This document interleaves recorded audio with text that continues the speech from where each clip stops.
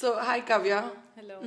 So last episode లో cyber crime గురించి introduction గా ఎక్స్ప్లెయిన్ చేస్తాము. Forms of cyber crime correct. So ఈ సైబర్ క్రైమ్ వల్ల ఒక ఉమెన్ ఎలాంటివి ప్రాబ్లమ్స్ ని ఫేస్ చేస్తుంది?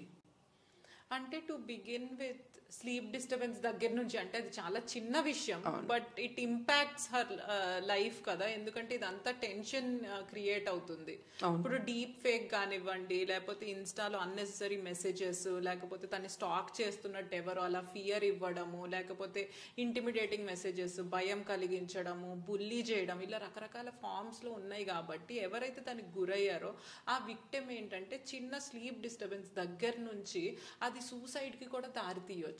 కరెక్ట్. వాళ్ళు సూసైడ్ అటెంప్ట్స్ కూడా చేసుకున్నవి ఉంటాయి.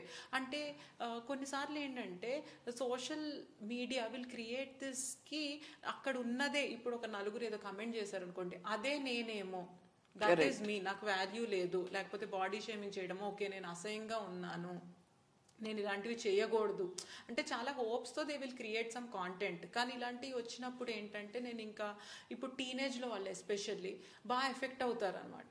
బాగా ఎఫెక్ట్ అయ్యి సూసైడ్ అటెంప్ట్ కూడా ఎవరికి చెప్పలేక, అంటే నన్ను ఎవరు ఇష్టపడట్లేదు, ఇలాంటివన్నీ వచ్చేసి అలా చేసుకునే పరిణామాలు కూడా ఉన్నాయి.